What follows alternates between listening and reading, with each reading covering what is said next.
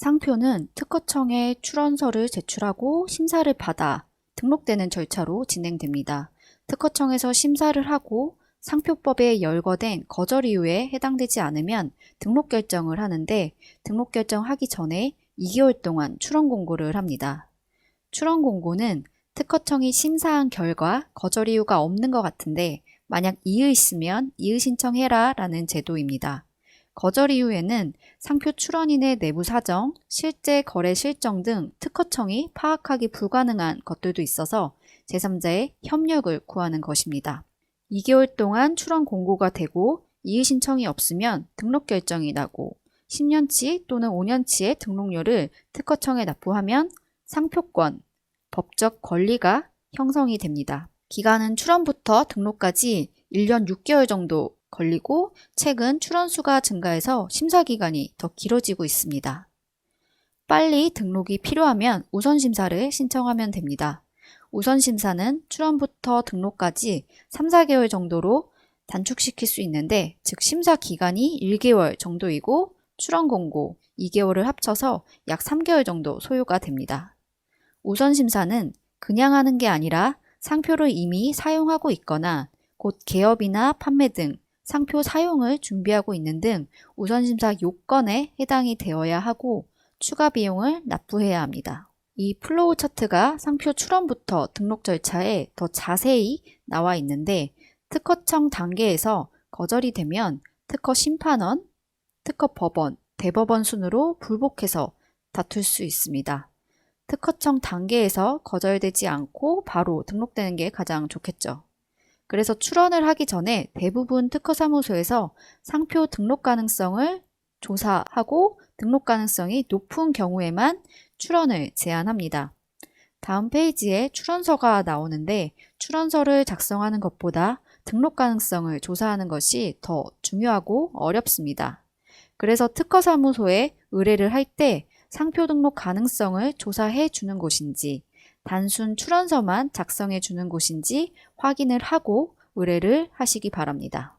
상표 등록 요건 중에 이미 먼저 있는 상표와 달라야겠죠.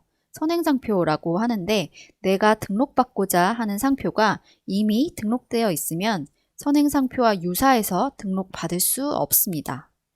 선행상표와 유사하다라는 건 상표와 상품이 유사하다는 것인데요. 반대로 해석하면 상표가 동일하거나 비슷해도 상품이 다르면 등록이 가능합니다.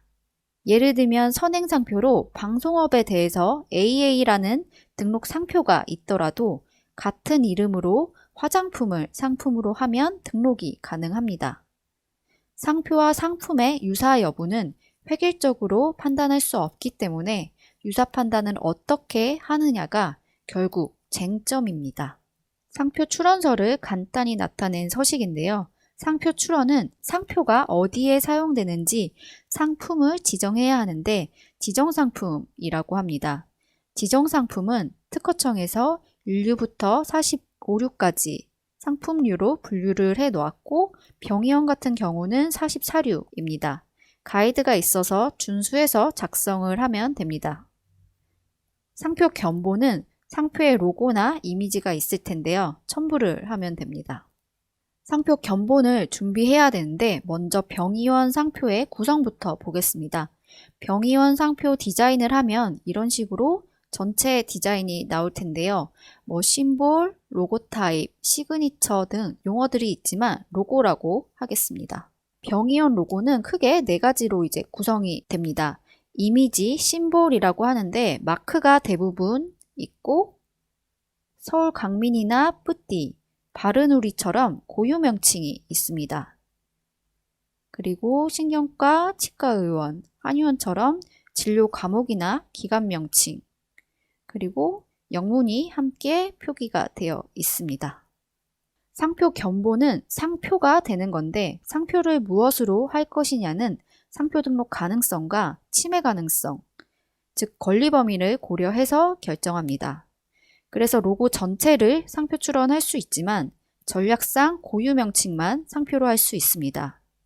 이 서울 강민 신경과의 경우 강민이라는 명칭이 병의원 분야에서 선행상표가 없어서 등록 가능성이 매우 높습니다. 만약 로고 전체로 등록이 되었는데 제3자가 강민 내과로 사용을 한다면 상표 침해가 아닐 수 있습니다. 상표권 침해가 되려면 상표와 상품이 동일 유사해야 되는데 상품, 지정상품은 병의원업과 이 내과를 비교하면 유사하다고 볼 수 있지만 상표를 비교하면 등록된 상표 로고 전체, 그러니까 마크와 문자, 그리고 영문까지 구성으로 되어 있고 반면 제3자의 강민만을 비교하기 때문에 비유사로 판단이 될 수 있습니다. 그럼 상표권 침해가 아니게 되는 거죠. 그런데 강민만으로 등록을 받으면 강민이 들어가는 모든 병의원들은 유사상표로 볼 수 있겠죠. 상표권의 권리 범위가 더 넓은 것입니다.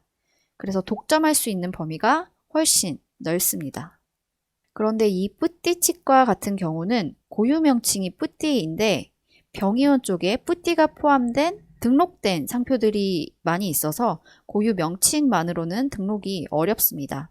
이 상표는 영문이나 불필요한 구성들을 제외하고 마크까지 포함해서 출원하는 것이 가장 바람직합니다. 지정상품을 살펴볼 건데요. 상표를 출원할 때 지정상품은 같은 류에서 10개까지 특허청 수수료에 포함이 됩니다. 10개를 초과하면은 초과부터는 가산료를 납부하면 됩니다. 지정상품도 10개를 단순히 넣기보다는 등록 가능성과 침해 가능성을 고려해서 선정을 합니다. 병의원이 속한 상품류는 44류이고 44류에 속하는 지정상품을 선정합니다. 이 지정상품 리스트는 44류에 포함되는 지정상품들이고 진료 과목이나 비만 관리나 피부 관리, 약 조제 등 관련 분야까지 확장해서 나누었습니다. 상표 자체가 등록 가능성이 높으면 지정상품을 다양하게 지정하거나 타 분야까지 지정해서 독점할 수 있는 권리 범위를 넓히는 게 좋겠죠. 이 중에서 10개 정도 선정해서 지정상품으로 하면 됩니다.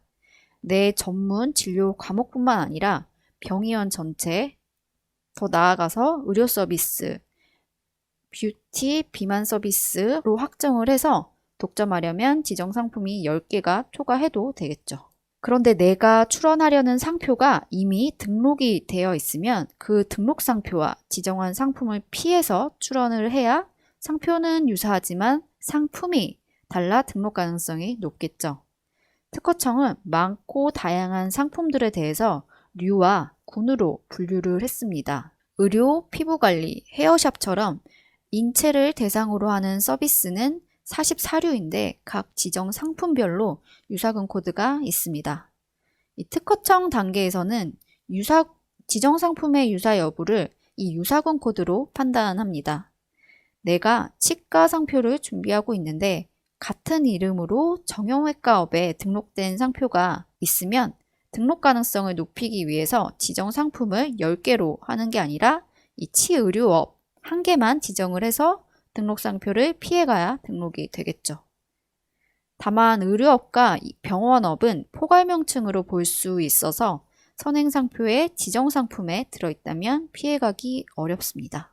다만 유사군 코드는 심사에 활용을 하는 것이지 절대적인 건 아니라서 특허청 첫 번째 심사 단계를 넘어가게 되면 결국 지정 상품별로 유사 여부를 판단합니다. 그동안 판례들을 보면 치과는 피부과나 정형외과 등 다른 진료 과목과 비유사 상품이라고 보고 한의원 역시 비유사로 봅니다. 그러나 병원은 포함 개념으로 보아 유사로 봅니다. 한의원 한방병원은 양의학 진료 과목, 성형외과, 내과, 안과업, 외과업, 이비인후과업 등과 유사군 코드는 동일하지만 비유사하다는 판례가 많습니다. 왼쪽이 먼저 등록된 선행 상표이고 오른쪽이 후출원 상표인데 이 홍익 부분 때문에 양 상표는 유사하지만 상품이 달라서 등록된 사례입니다.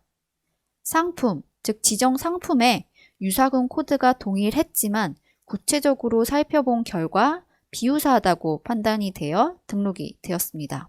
병의원 상표는 동일한 이름이 등록되었다고 해서 절대 등록이 불가능한 것이 아니라 선행 상표에 상표와 상품을 비교하고 상표 구성이 일부 차이가 있거나 지정 상품으로 진료 과목이 다르다면 등록이 가능할 수 있으니 이 경우에는 변리사의 도움을 받으시기 바랍니다.